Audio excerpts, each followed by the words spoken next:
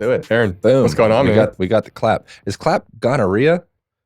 I think no, clap is gonorrhea. Clap is gonorrhea. You guys ever had gonorrhea? Not that we should know that. No. Chlamydia? No. Really? I don't think Yeah, so. fine if you didn't get chlamydia at least a couple times. Are you serious? Never one time a little chlamydia? No chlamydia. Jesus. You? Yes.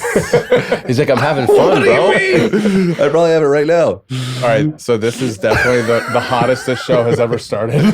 Seriously. I love it. How I you don't doing? think I have chlamydia right now. Yeah, I know like, I don't have chlamydia right I hope now. I don't. I recently did, I got all the panels done in the last like 8 months or something because I was doing the in vitro fertilization for a friend. Mm. So They picked your genes. my sperm, yeah, Hell yeah. good stock. You do have Good stock, get those bro. 6'5" genes. Are you 6'5"? Just under 6'5". Thanks for rounding up. Very kind. So you got to do it, right? You know?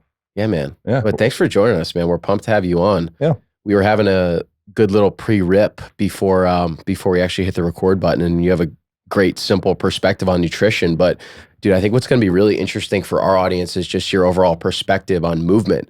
And I think when someone goes to your Instagram for the first time, it's very interesting because you bring such a diverse list of movements on there. You're lifting, there's jujitsu, there's shadow boxing, doing a split, occasional pole dancing from time to time too. Somebody's got to. But I think for our listener, man, I think just learning a little bit more about, what the Align method actually is to you, I think that would be an amazing starting point in your backstory. Yeah, it's more of if I had, a gun to my head and it's like, you need to explain what the Align method is. It's more of like a philosophy. Like when you're publishing a book, the publishers really want you to have a method, and they want you to have step by step. And here's are the pillars. 4 pillars is always nice. Yeah. And like that's kind of the model, which structure is valuable. Mm-hmm. And it helps to contain ideas and thoughts and helps for it to be more transferable to other people. So I value that. But it's more of an overarching philosophy on how to live your life, integrating better movement function into your daily experience. So a lot of people, I come from this background. I was really obsessed with bodybuilding growing up. That led to a bunch of imbalances and injuries. And a lot of my like training or awareness of training was relegated to my time in a gym. Or maybe you're like a yogi and it's relegated to then, or maybe you're a dancer. And then the rest of the day, for the most part, we live in, and I'm sure this is something you guys talk about a ton, but we live in a model of a world that's generally detrimental to the biology of our systems. And so if you spend most of your day sitting hunched over in a chair, wearing constrictive footwear, under artificially flickering blue lights, not getting full spectrum light on your skin or your eyes, being pretty well radiated from all sorts of devices throughout the day, being well lifted up off of the ground, it's disruptive for your nervous system, and all of the happenings there inside that. And so from the lens of the Align method, it's more like, okay, how do we start to incorporate some of the things that we would learn from weightlifting or dance or yoga or martial arts? There's general consistent threads throughout all of those practices. How do we start to integrate those into our daily life so that it's not like, I don't get ready for a thing. Like I just am ready. You're ready. So like Kelly Starrett, he's got the book, The Supple Leopard. It's like an OG, right? Yeah, he did the All forward for the Align method, actually. Yes. It was very nice of him. In that, the reason he called it Becoming a Supple Leopard was probably among various reasons, but one of them was a leopard doesn't like prepare to be a leopard. It's just leopard. Ready to go. So, yeah, and it's because one of the main tenets or principles within the Align method would be you need to spend time on the ground. Super simple. Right. Like, by you sitting your butt on a chair in that same flexed at 90 degree and pretty much like every joint in your lower body all day long, you start to like calcify over into that position essentially. And your muscles start to become, and around your hips start to become inhibited.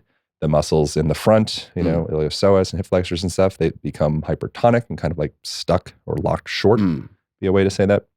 And you just start to lack range of motion in the joints for you to be able to go through running and throwing and hanging and jumping and all of the ranges of motion that your body just naturally would in a more like ancestral existence.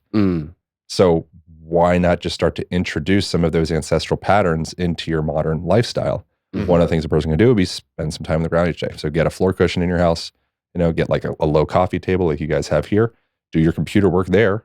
And you could go through a straddle position and 90-90 position and a cross-legged position. And then maybe you could lay on your side for a little bit if you're on a computer. So now you're opening up the lateral side of your body, opening up QL and all that business on the side. Maybe lay on your belly for a little bit. That's a Sphinx pose in yoga, i.e. just a natural tuning mechanism for your body. Like that's like most of the stuff that we're doing in a yoga practice, all of those different kind of like medicinal ranges of motion that the teacher's taking us through. We don't need to drive to yoga for that. Like we can just subtly introduce those movement patterns into our daily lives if we make some subtle adjustments to the modern environment. And so it's a big kind of a general theme of what the Align method represents. It's fantastic. So where do you start? Like, I mean, you mentioned like, sitting, being grounded on the floor, but are there other components that you start to think about? Because when I hear you start talking about the standard American lifestyle or just the standard lifestyle in general, light and not moving enough and having all this like, stagnant lifestyle, it can seem overwhelming. Like I think most people are just like living that way and they don't even realize how much is off.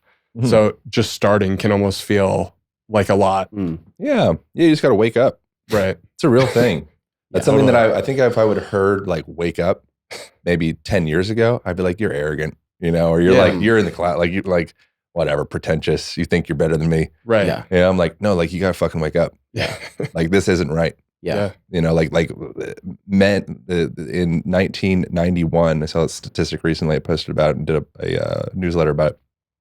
In 1991, compared to 2021, the number of men that reported having 6 friends in their lives was cut in half. Wow. So we're like becoming more nuclear in our lives. We're becoming more separated. Men, another interesting thing in relation to community, at least there's a lot of levels to this. Men are 4 times more likely to end their lives than women, which is an interesting thing. The level of the statistically, the number of people that are committing suicide each year, it's just going up. The number of people that are addicted to pharmaceutical drugs are going up. Yeah. I don't know off the top of my head the number of people that are on some kind of medication right now, but it's a lot. Yeah. And it's like we're statistically speaking, we're veering towards this trend of needing more drugs and more support because we're transitioning away from what we've always had access to, which is like a little bit of movement, a little bit of nature, some community, some decent food that's like comes from the ground, or maybe from an animal that's attached to the ground and attached to sunlight. It's not made in a factory. Yeah. And culturally, humans, you guys have sure gone through this. We're kind of treated like cattle, and then like the cattle in an industrial farm is not healthy. No. You don't want that in your body, and you don't want that in the world. And you don't want to be congruent with that type of lifestyle where it's like, cool, let's load this being up with a bunch of grain. Let's put him inside of a house, take away light. Let's smash him up against other people, and then let's make sure he's productive and make sure he's always yearning for something more. He's never fully fulfilled. Right. You don't want that. You got to wake up. Yeah. When do you feel like you kind of had your waking up moment? Was it when you started doing the massage therapy and the body work? Because you said you were more classic, kind of like bodybuilding, very specialized with weightlifting. Yeah. And then then you got into the massage therapy. Is that kind of the progression? I don't think I've like woken up. I think I'm like waking up. Waking up. Yeah. I think I have a lot of waking to do. Definitely not want to be woke. Yeah. I don't want to be completely woke. But Definitely not saying stay woke. Yeah. No. Do whatever's the opposite of woke, but wake the fuck up. Yes. Yeah. But when did you start? The early 20s, would you say?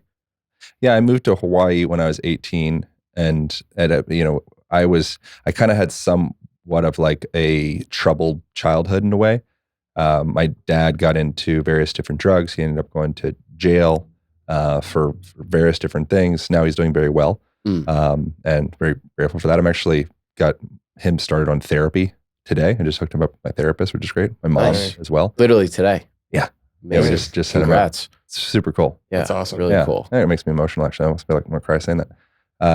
But that's a very cool thing. And that I think was very supportive for me in a way because it created I think like almost like a root trauma in a way. And I think trauma in the system, trauma essentially would just be something that it's like too much information for you to be able to process. Mm-hmm. So around that time, there was a lot of like repression in that time. There's even like a short stint where I was like reflecting on ending my life. I don't think I was that close, but I was kind of came to a point where I was very like nihilistic and like, what's the point of anything? I started to perceive everything as science. I was very much into like science at that time. No faith, no spirit. You know, so I started to kind of perceive almost like if someone was like laughing or someone was in love or something of the sort, that felt very like this gray, banal chemistry experiment to me. I was like, that's just a cocktail of serotonin and, you know, dopamine and oxytocin or whatever. And it's like the life wasn't there. And that I think was supportive to plant a seed in me of like yearning for more, because the pendulum swung into the direction of just complete, like almost like sensory spiritual depletion, which can make a person hungry and can make a person start seeking out help. So I think that, you know, certain quote unquote traumas can be very supportive for a person. It's like typically your gifts are in the pain. Yeah. You just have to be willing to lean into the pain and move into it and investigate. And then it's like, wow, you start to open up. Yeah. And so then that started on personal training around that same time, got pretty jacked. I was like, went from weighing like 140 pounds, very awkward, bowl cut, crooked teeth, braces, like it was not good.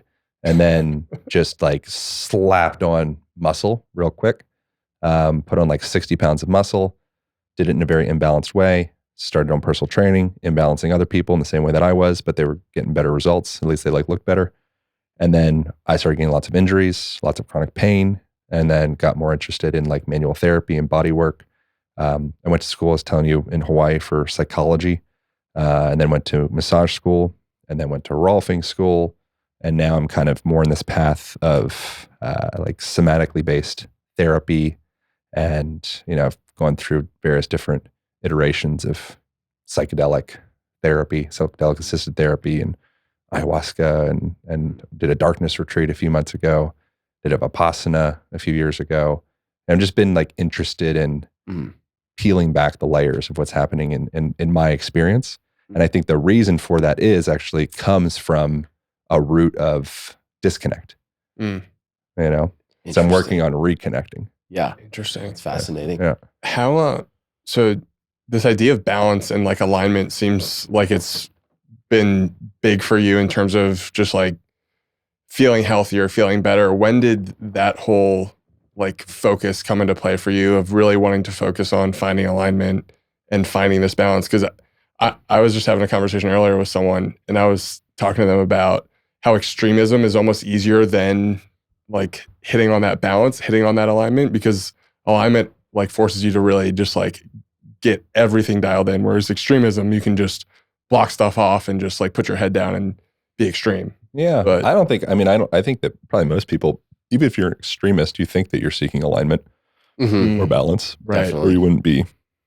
I don't know. I think that every person naturally, they assume that they are veering towards center. I think that's just like, we're all like biologically, we're continually seeking homeostasis unless there's some type of autoimmune disorder or something like that, which I think generally would be likely based off of what people like Gabor Mate and people of the sort would suggest. It's a lot of psychosomatic, like deep pent up emotional turmoil that's just doesn't have an avenue to get out. Right. Probably also environmental conditions that would cause different forms of disease as well.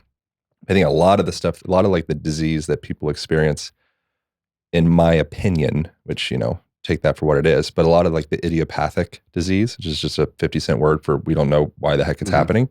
I think a lot of that is because our Western allopathic model of medicine, it doesn't have a lot of verbiage for the emotional body, you know, and the parts that are happening within, because it's hard to measure it. You know, you can't like put the pain from your childhood or the shame or the guilt or the fear into a beaker and say, oh, they have, you know, 10 deciliters of shame in their spleen. Yeah. You know, it's more nebulous, you know, and you have to take, like you mentioned, like faith and trust and like deeper listening. And that's very feminine. Yes. And now so we're in a place where I think culturally we're probably going to start to drift back more to that feminine and that listening more deeply to each other and to ourselves. But for a while, right now, I think we're in like the latter part of like strong masculine, but kind of like toxic masculine, you say, where it's just, I'm going to just push through, get it done. It's not about listening deeply. Yeah. It's about, let's push this over the finish line. Yes. Yes. And I think that the body doesn't respond well to that. And if a person's experiencing disease, anxiety, depression, obesity, maybe some type of intestinal disorder, IBS, maybe acne, rosacea, any of these different disorders that we're kind of like, oh, I don't know, maybe it's the gluten. I think a lot of that stuff really, if you wind it back far enough, it's like, oh, the body's stressed. Yeah.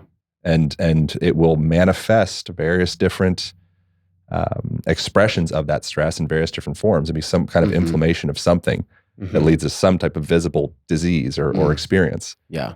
And if we wind that back and like listen enough, we can start to shift our perspective of the disease being a symptom to be squashed.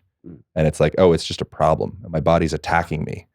And it's like the disease is the enemy. Yeah. There's another perhaps available lens to look at it from, where it's like, oh, like the disease is actually my body's version of language. And the fact that I'm holding on to adipose tissue, or my blood sugar's wonky, or I have some type of skin disorder, or I have hives, I can't get rid of these hives. I've got maybe cutaneous mastocytosis is a thing I recently learned about because a friend's going through that. I think that is the body's way of saying, wake up. Wake up, man. We need help. Yeah.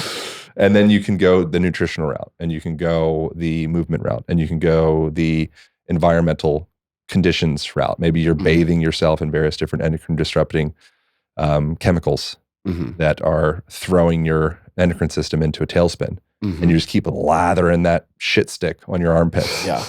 Like, I don't know what's going on, man. You look at like all the aluminum, titanium dioxide, B sector 7-9. Like, what are we doing? But it smells good. It smells good, right? Yeah. Yeah, it's engineered to smell good. Yeah. When we're talking the movement round, I think one of the things I talked about is that's like one of the most striking things when you go to your Instagram or your social media, is how many different activities you seem to be really interested and passionate about. And I'm just curious, does that come from you almost like getting aligned physically, that it gave you the body to be able to pursue all these different things? Or are you just someone that's kind of always been curious and just interested in different physical pursuits? I probably have some version of like ADHD or something, but I think that generally that a human that would, like a healthy human for my lens, would be more of a generalist. They're able to say, cool, let's go play golf, or go surf or swim, or we're going to wrestle, we're going to box, we're going to go sprinting, or we're going to go for a long distance run, or we're just going to chill. We're just going to be still for an hour. You're not going to move for an hour. Or we're going to hold our breath for a while, or it's going to get really cold and we don't have a lot of clothes, or it's going to get really hot. We're going to be in the sauna. Yeah. Like that, from my lens of fitness, that represents fitness. We're able to problem solve. But maybe we can physically problem solve. We got to figure out how, oh my God, we got to get up to that point. What can we do? It's like, well, maybe I could stack you on my shoulders, or maybe we could devise some rope thing and pull ourselves up it.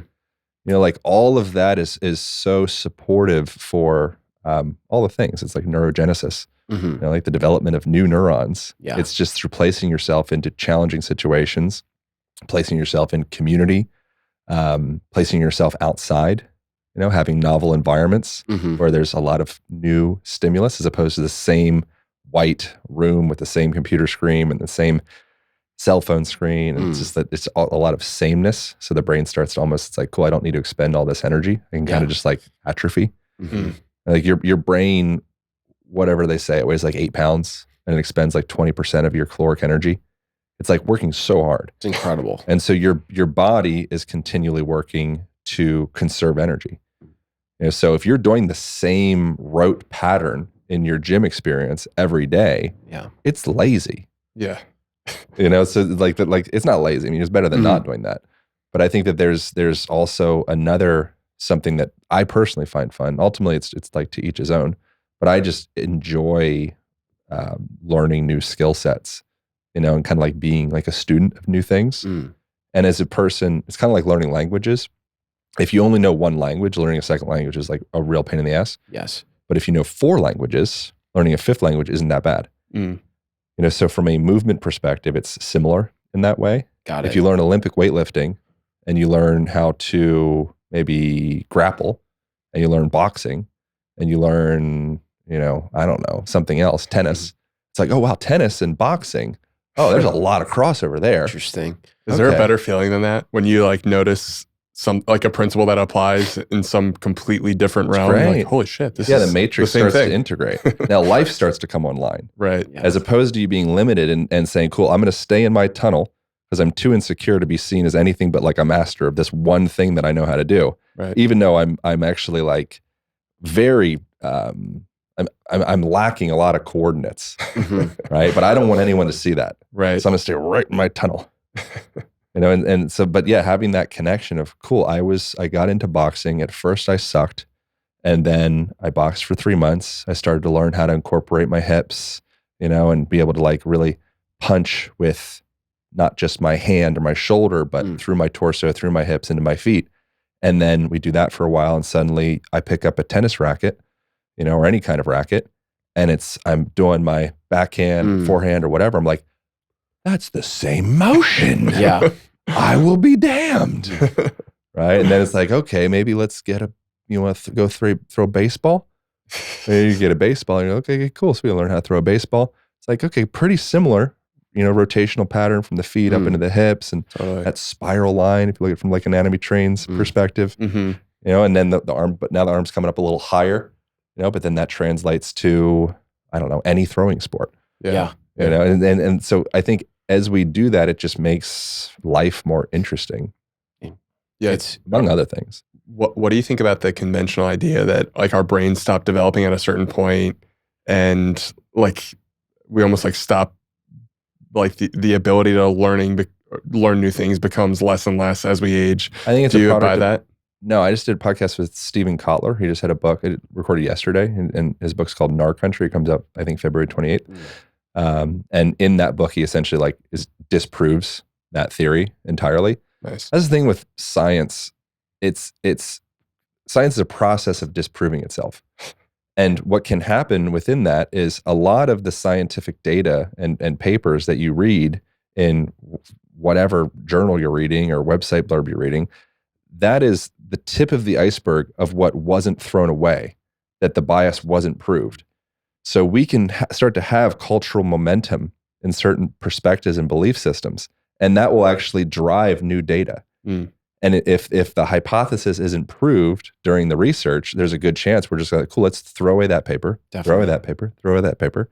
And it's like, aha, I did the thing. Yeah. I proved my thesis. So there's so much influence of our belief system, even in our data. And so within that was one of the things that Kotler was suggesting within that was like, it's kind of like an old paradigm idea that, after age 35 or whatever, you just start declining cognitively. There's still some debate around processing speed, but I think he argues that as well. But a lot of it is about, if you look at normal for a human, have you guys ever heard of the story of the sea squirt that digests its own brain because it stops moving? No. So sea squirts, they start off and they have a brain and a spinal cord, and they use that because they have to swim around the ocean.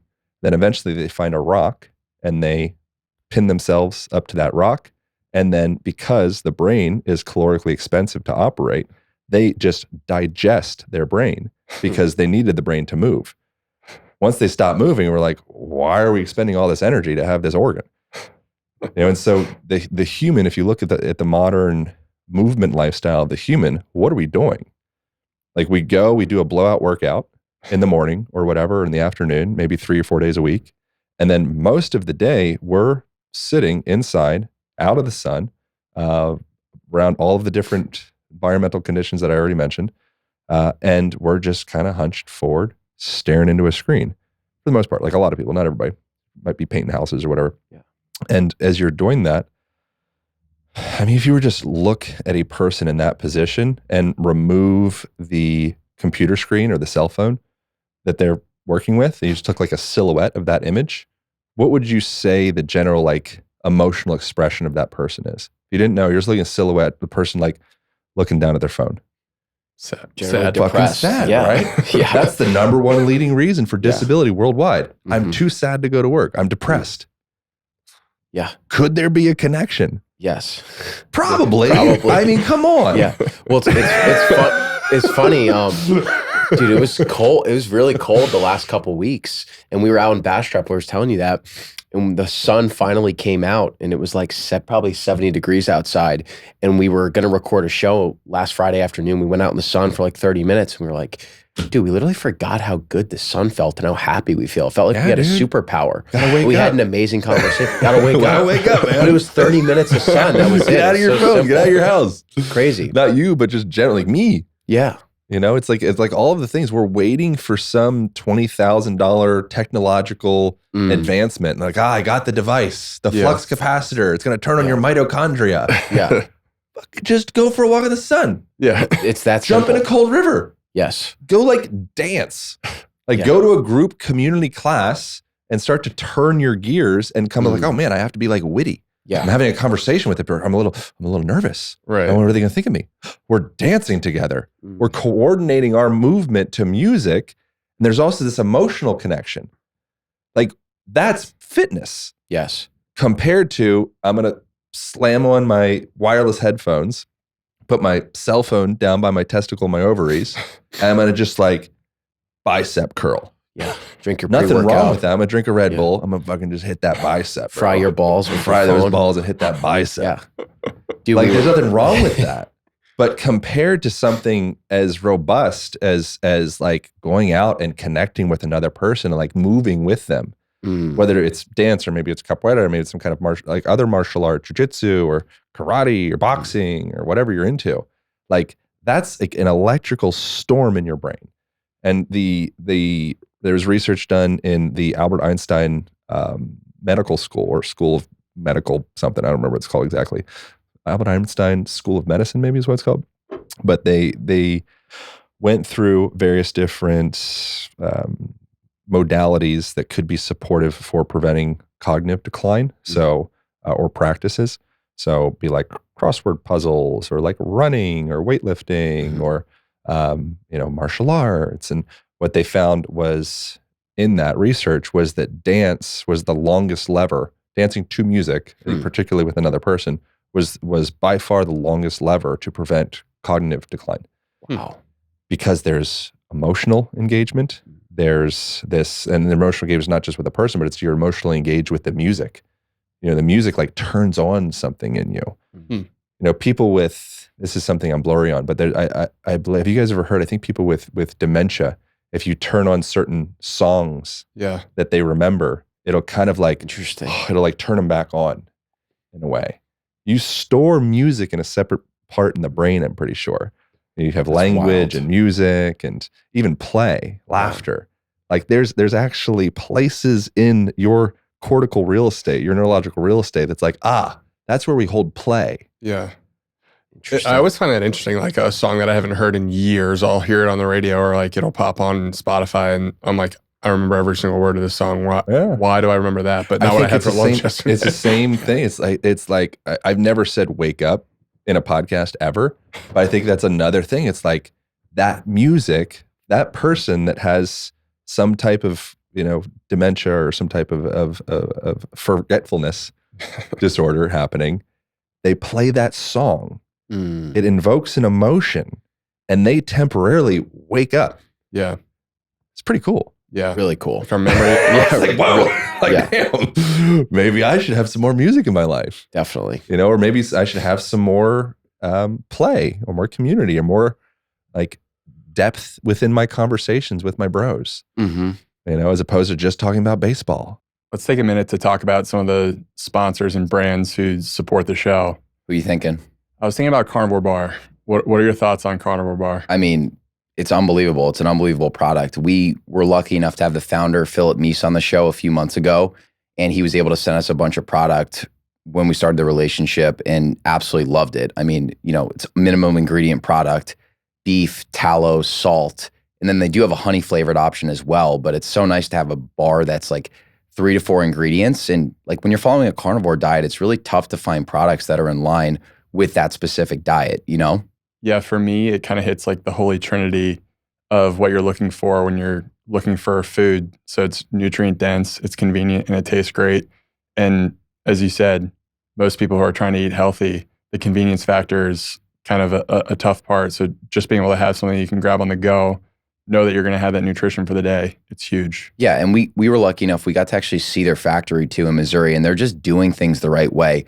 I love how they offer an option for like carnivore purists where it's just beef, tallow, salt. And then they also have an animal-based option too. If you do want a little bit of sweetness, a little bit of variety, they have the honey in that option.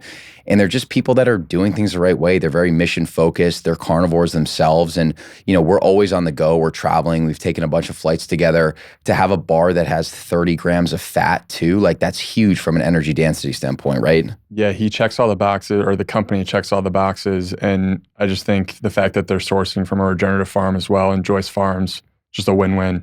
100%. So carnivore bar. So we got the affiliate link, and then it's code MAFIA for 10% off. And then another one of our sponsors, one of our favorite farms, Holy Cow. What they're doing at Holy Cow is pretty remarkable. The relationships that they've built in the industry and how long they've been doing the grass-fed, grass-finished regenerative model is really innovative. They were one of the first people to be doing that and supplying whole foods early on. Just a great community farm, and also just the product is something that speaks for itself. Yeah, I think number one, to your point, Harry, they're just incredible people. We got to hear them speak at the Beef Initiative conference in Colorado. We had never met them before, but just hearing Warren's story where they were following a standard American diet, he had had a heart attack, and they were just looking for answers of like, how can we actually get healthier? Do I need to be dependent on medication? And they started changing their diets to incorporating more animal foods, and he completely reversed those symptoms of his stroke. And now they're just doing things the right way. They're grass finishing their beef. They're incorporating incredible practices. They have great relationships with the animals, and they're very passionate about just like connecting directly with the customer and also educating their customer on grass finished beef. Yeah, and I think the best part is too, they're shipping nationally and trying to reach a bigger audience. So being able to not only supply beef nationally, but also educate people on the quality of good, clean, whole foods is just, it's an incredible mission. How much do you love their beef bacon, by the way? I know that's your go-to. Dude, it's one of the best things I've ever tasted. It's that good. No, honest to God, it's so good. Holy cow. Yeah. One of the other farms that supports us is Perennial Pastures, another regenerative farm out of San Diego. Our experience with Kevin Munoz, the owner, we had him on the show, a young first-generation rancher who's really empowered by this movement of regenerative agriculture and really wants to be a leader in the space. I think our conversation with him was so insightful, just in terms of how mission focused he is and how he really thinks about his farm as a business and wanting it to be here 50, 100 years down the road, even though he's just the first generation of it.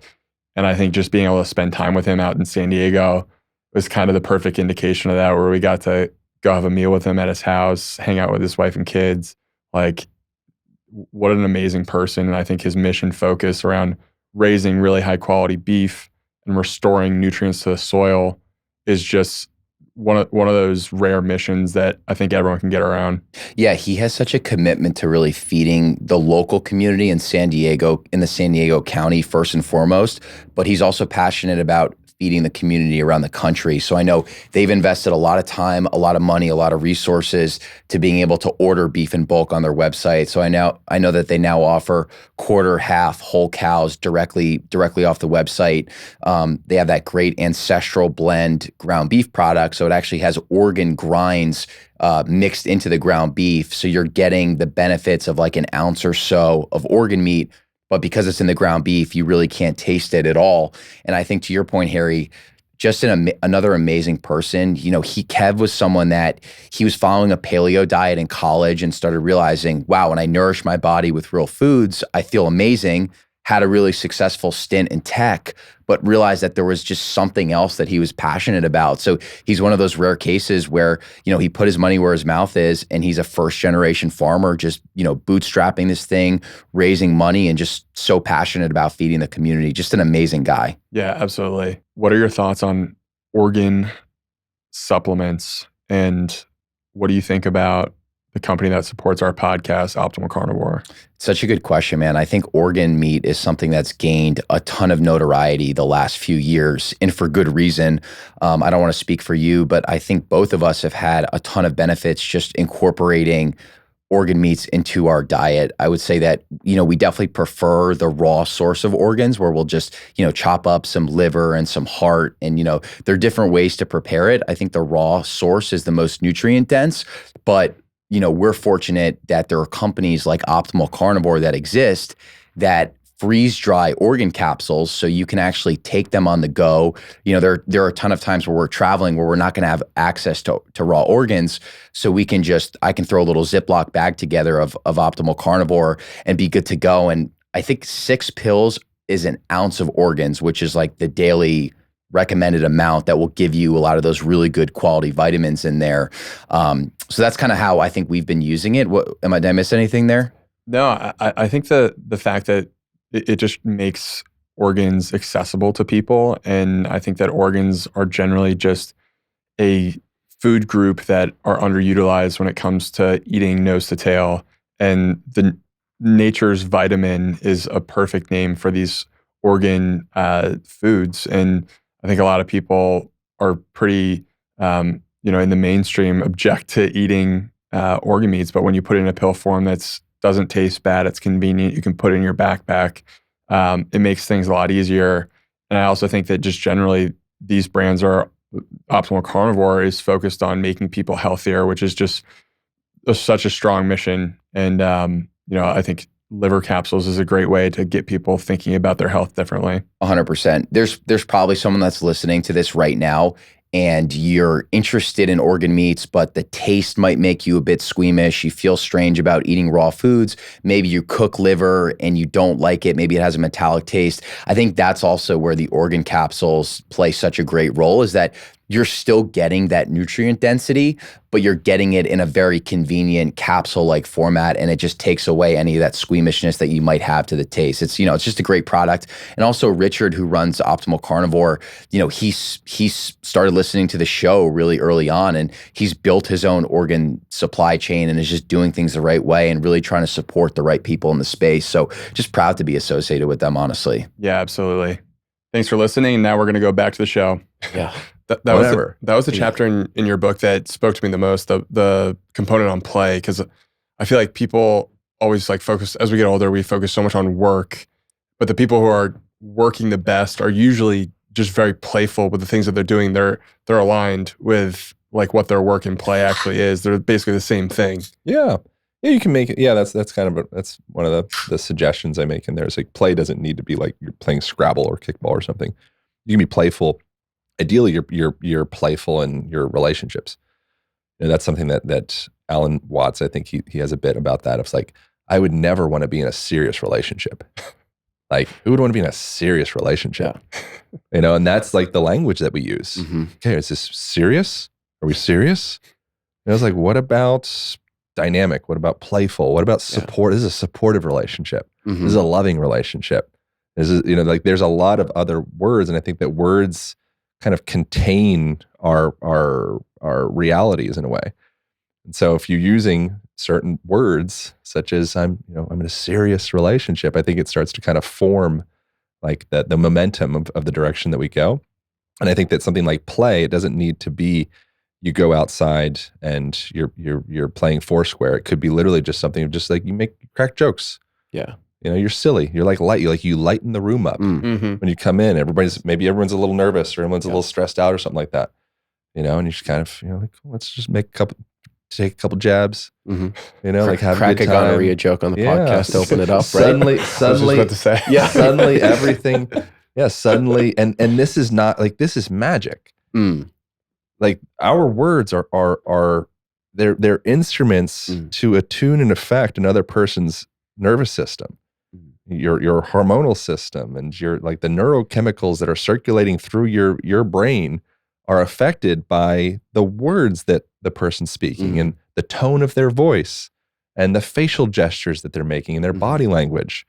There's a lot of things that any one of us could do right now that would suddenly jack all of us up with a bunch of norepinephrine and cortisol and stress hormones. Definitely. There's a bunch of other things that maybe we could do that would suddenly start to upregulate, like oxytocin, maybe some serotonin. Yeah. You know, there's a lot of things we could get in our cell phone and start tapping into dopamine. Like we're being played right now. You know, so it's like, so that's the thing, is like coming into that awareness. It's like, okay, I'm being played by my environment. I'm being played by my decisions, my movement decisions, even like my thought decisions. All right, maybe I should maybe get behind the wheel on this a little bit. Yeah. You know, maybe I should start to learn how to augment my breath. You know, if I do a long exhale, then that's going to start to downregulate my autonomic nervous system. It's literally going to tune my physiology just from doing a long exhalation. If I add an audible exhalation into that, now I'm starting to tonify some of the nervous system, like the vagus nerve is one of the popular ones. The rest of the nervous system as well. The vagus nerve is just, you know, it's a big one. You know, it's the vagrant, the wandering nerve, innervates a lot of your viscera. 90% of the vagus nerves, in fact, are actually afferent, meaning they're going from the viscera or the body to the brain. So the vagus nerve, most of the nerve pathways are listening nerves, right? And then there's the 10% that's efferent, which is coming from the brain down to the body. So that's kind of an interesting thing as well. And you can start to tap in and tonify and like tune that system through doing something as simple as humming. Oh, that's like getting into things that people have been writing about in books and doing in spiritual temples and places like that for a really long time. Why have they been doing that? Yeah. You know, it's like, okay, well, you don't necessarily need to just do like a meditation and say Om. You could also maybe like have a laugh, or you could sing a song, or you could whistle. If you're whistling, what are you doing while you're whistling? You're creating all this reverberation, this vibration, which is, again, supportive for the nervous system. You're also doing this extended exhalation, right? Oh, yeah. Like you're doing breath work. Yeah. But it's not like a weird spiritual thing.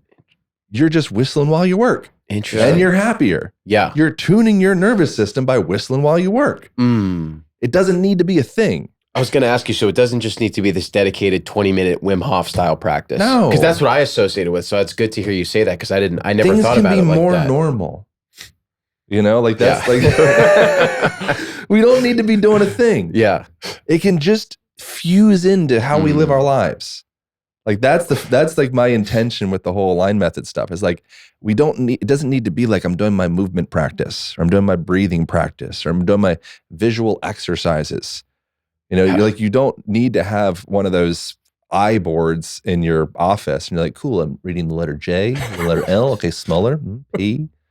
Walk outside and look at birds. Definitely. But what are we supposed to talk to our friends about? Right, exactly. I'm doing this cool new Wim Hof thing, Yeah. you know? I feel like that's kind of like half the reason why a lot of people do things. It's like just to say you're doing it or whatever. The reason we do things is we crave, probably one, like you're saying, would be like importance and relevance. But I think that the deeper current underneath that is we crave community. Community is the longest lever for health. So says the Harvard happiness study, which started in the 30s and is still following. There's like thousands of people in it. And they followed people for until now. They're still following, now they're following their descendants. And they found in that study, people can look it up, that the most supportive factor to reduce all-cause mortality and just general overall health and well-being was the quality of the people's relationships. If you have good relationships in your life, you are so far ahead of the curve. If you're not paying attention to your relationships and you're focused on like, you know, getting that bag or whatever, you know, and you're too obsessed with your career, or you're too obsessed with your own, you know, muscles or something, it's not a recipe for health and longevity. Like across the board, value your relationships. Like that is fitness. Way more than doing a bunch of ab curls or muscle ups. Yeah. So invest in relationships, and then, okay, now we can stack variables. So Right. the way that I'm going to invest relationships is I'm going to train with my friends, or my would-be friends. I'm going to start reaching out to people and say, hey, I really want a workout partner. Mm-hmm. Like, do you want to work out with me? Like, it's helps me to have inspiration to have somebody. Mm-hmm. There's a good chance if you ask 20 people that, at least a few of them be like, yeah, that'd be awesome. I would love that. Right. Now you have a friend. Now you're starting to get out of that statistic of men that don't have any friends. Mm. And that's like, I think that's one of the most detrimental things to one's health is loneliness. Mm. Like if you don't feel like you have a purpose here, like you're like, oh, I'm like, especially for, well, a human in general, but I think a guy really values like being an instrument in a tribe. Like, okay, what do I do? What's my Right. action? What's my purpose? But if you don't have a tribe to have purpose for, then what are you doing? Yeah. Totally.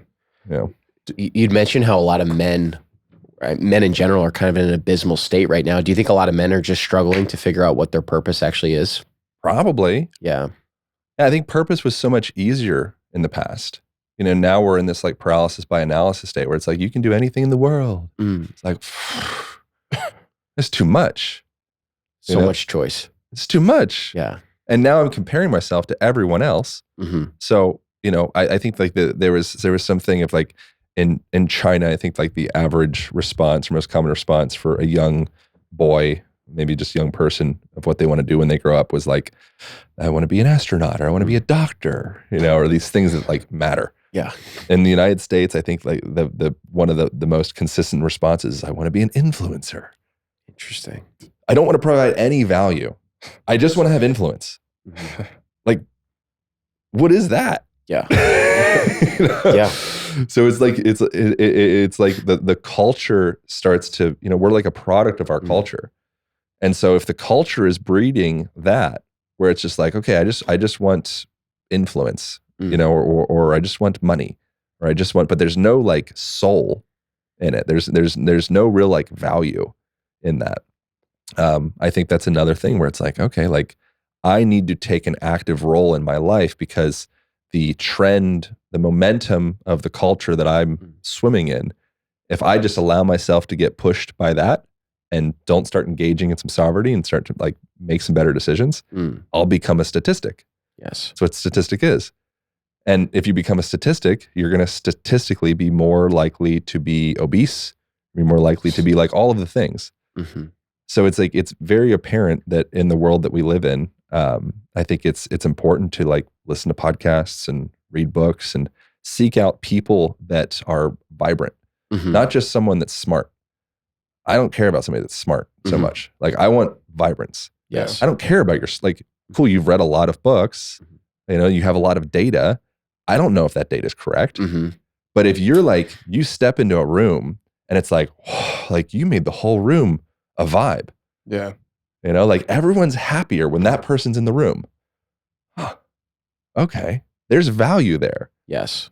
Right. Maybe they don't listen to every podcast. Maybe they don't read every book. Maybe they can't like, list out pi to the 15th degree or something. Yeah. But when they come in the room, it makes everyone exhale a little bit.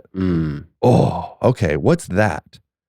How do we start to cultivate more of that? Is there anyone that comes to mind when you think of a person like that? Oh, I don't know. Most of my friends, I'd say. I don't think there's one person. I think anybody that's like goofy. Yeah. I really value people that like crack jokes and kind of like, I think I can get a little, I'm also like quite goofy, but I think I can get a little like serious. So I don't have a particular person in my life that's like that. Really, like most of my friends, when I see them, and I'm recently investing much more in male relationships in particular, and realizing that I've had a deficit of that. Most of my male relationships have been largely like objective based. It's like, cool, like what are we doing together? Gotcha. Right? We're like, cool, we're going to record a podcast together. We're going to like shoot exercise videos, or we're going to do a program. Maybe we'll host a retreat together. Yeah. So it's like we have like this plan of doing a thing, but there's not, historically for me, there hasn't been a lot of or enough investment in actually just wanting to spend quality time with other men. And I think that's, if that's been my orientation, my experience, it's probably consistent with other people. Have you guys noticed that at all with your own selves? definitely. Like you're saying, like, you know, if you find something within your own self to be like markedly off, then it's probably consistent with other guys. Just a lack of male friends. That maybe this doesn't relate to you guys at all, but a lack of like male relationships where you guys just hang out. You guys just like, cool, like we're not doing a thing. We're like, it's just, you know, we're just literally, we're 4 dudes. We're just going to go out and get dinner and talk about life and philosophy and our feelings and girls or, you know, whatever. Yeah. But we're just hanging out. Yeah. Actually, I do have a lot of good friends like that. Maybe it's just from like playing college baseball or something like that. You just get close through that shared purpose. It's so important. Yeah. It's so You're important. rare. Yeah. It is rare. How about mentors and role models for you?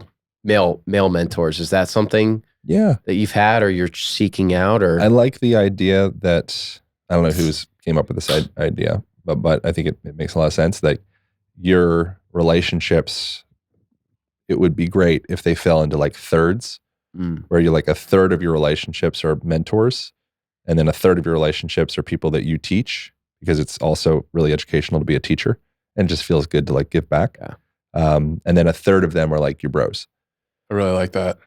It's good. It's a good way to go. Yeah. If all you hang out with is bros, you're probably not going to evolve. You'll feel safe, which is good, but you're not going to be like pushed. Yeah. If all you hang out with is people that you teach and you're like always the smartest person in the room, then you're almost definitely going to get held behind. Like that's like, I think that's the worst case scenario probably. If you're like, if you're the teacher of stupid people and there's no one to challenge you and you think that you're the Lord, you know, because there's just no one around that can challenge you because they're just, they're behind in that way. That's a problem. Definitely. You know, but, and it can also be a problem if you're around people that are all way smarter than you. Definitely. You know, and way more athletic and way more like everything. And you're just like, I'm a real piece of shit. Yeah. So having that, I think that having that blend is good, which I think I generally have that. Feels good. But you've been proactively seeking out the bro time more, right? Yeah. Yeah. I went through like a relationship thing. It's interesting. I had did this thing called a darkness retreat, like 3 months ago, and then had a little relationship fumble of sorts where we separated, and that catalyzed like a very huge like dark night of the soul type thing for me, which was so good, like so amazing. And it made me realize how codependent I've been and how many deficits I've had that I just haven't been able to address or just known even to address. What does the dark night of the soul mean? Dark night of the soul is like, it's like a common term for like you go through it just like really hard times. Typically it's not like I had a rough day. It's like I had a rough year. Gotcha. Kind of thing, or rough 6 months or rough 3 months or, you know, month or whatever it is. But just like, it feels like the world is gray and dark and cataclysmic. And, you know, it's like, who am I and what am I doing here? And what's the point of anything? Right. I didn't have that so much, but it was just like a lot of like emotional turmoil for me. But something that you had like kind of not addressed. So much. Gotcha. Oh yeah. Yeah. Therapy has been so good. Yeah. It's crazy when you start peeling back the onions on, you know, your past, on like what things have actually oriented your life or kind of like actually played a role in how you have gone out and, you know, lived your life. I feel like most people don't take that time and space to just be like, let me just hit the pause button. Like, you know, I went to school, I've graduated, I got my job, but like maybe I should just take a break for a second and just like see where I'm at. Yeah, listen. Yeah, do like the vagus nerve and reorient to 90% listening and 10% putting stuff out. Right. Yeah. Or just listening. Like that's something that I historically I've done and overdone it with information. And I realized that a part of that was I would have podcasts going all the time essentially, or audiobook or whatever. So each day there was a while where I was like probably averaging like at least 8 to 10 hours of consumption of some type of like educational content. That was great for a phase, but I think a part of that, a little bit of that for me, not completely, but a little bit of that for me, maybe a lot of that for me, was a certain level of like avoidance of like, it's just hard for me to be with myself. Yeah. So I want to be with someone else's ideas. Interesting. You know, so, but to be able to just be like, what's it like just to be silent? How's that? Why is that so hard? It's so hard for so many people. Why is that so hard? That shouldn't be that hard. How long was that retreat for? It was Wednesday to Monday. So it was Monday. total of 108 hours, which is interesting because that's like the Buddhist prayer bead thing. There's 108 beads on this. That was just a random coincidence. I was like, oh, that's cool. Yeah. And you're just by yourself in a room? Yeah. Dark. Pitch black. No window. Pitch black. Damn. Which part is harder? No noise or no light? Definitely no light. Really? Yeah, definitely no light. Mm. Yeah, you're not able to. Yeah, no noise would be kind of like. Well, I mean, no light's soothing as well, but yeah, I think probably light. Yeah, I mean, it's all pretty uncomfortable, but not for everyone. I think it's more like the guy. I did a podcast with a guy, Scott, who's the founder of the place called Sky Cave Retreats. Actually, Aaron Rodgers is going out there in the next. I think he's going out in the next like 3 weeks or so to the same place. And you guys are familiar with Aaron Rodgers, I mentioned, right? Yes. Yeah, so that'll be cool. That's gonna be very supportive for that whole like movement, I guess you could say. But yeah, during the time frame, it's like mostly women do it, which is interesting and kind of makes sense. Yeah. I kind of assumed it would be more like cocky young men seeking some like rite of passage. Right. But it's mostly like middle-aged women that want to kind of go through some type of like deep introspective process with themselves. Interesting. And so women, that comes back to, again, like the kind of masculine and feminine thing. I think women generally are bred or inculcated by culture to be a little bit more tapped into emotions and tapped into like emoting and expression. Whereas men grow up more like hold it in, stay strong, stay stoic. They call it male normative alexithymia, which alexithymia is a 50-cent word for a person that's not able to translate internal experience into words. And I think women, generally speaking, are more tapped into that. Like, okay, this is how I feel. Let me tell you about how I'm feeling. Right. And the guy's like, oh God, you're always feeling so much. Definitely. You know, and so it's like a very feminine experience. You like go and you just sit and you be with yourself and you just listen for, days. And during that time frame, the different sensations or signals that you'd have that could come up as anxiety or anger or maybe happiness or so like pride or like all this, like the full gamut of human emotion, you kind of flip through it. I can't imagine. It's very interesting. And so within that, and one of the things that's also interesting, like the body seeks to heal, and this is kind of going a little bit outside of like data-driven scientific jargon, but like intuitively, and you could definitely apply science to this as well, but intuitively, like the body, it's continually seeking homeostasis. It continually wants to heal itself. And when this is kind of what I was talking about before, like when you express some type of sensation of your blood pressure raises up, or you're feeling anxious or you're feeling depressed or you're feeling any of those sensations, generally it's like there's something else behind that. Not always, but there's some other stuff in there. What we can do in modern culture, because we have cell phones mainly, is the second that you feel any sensation that's uncomfortable at all, that you don't really want to be with, instead of being with that and moving through that, you will just distract. And then you could run that pattern for a decade or 5 decades. Lifetime. Yeah. Or a lifetime. Yeah. And every time your body knocked on your door and said, hey bro, can we talk about something? You go, ooh, you reach out, you do a thing, you go, got the notifications. Oh yeah. It's so much easier to ignore though. It's so much easier to ignore, but also not, but it's yeah. In the short term, it's easier. Right. Aaron, did you have any perspective of what time was like in there? Were they telling you, hey, 24 hours have gone by, 48 hours? Because they bring food at 5 o'clock every day. So you have that experience. So that's all you have. Yeah. Wow. Dude, that is so wild. Did certain parts start to feel shorter or longer? Like, obviously the increments were the same, food 5 o'clock every day, but were there moments where you were like going through something and it felt like time was speeding up or? Yeah, if you Just feel curious. happy, it feels good. So, but that's the something that was cool from it was you mean you've read or learned in lots of different ideologies or like spiritual ideologies, like Buddhism in particular, like non-attachment. Like that's like the root of all suffering. It's just you're attached. Being attached to So something. if you can release attachment, but also maintain engagement. So if you just completely release attachment, just like I don't care about anything, that could be like enter into like disassociation. Right.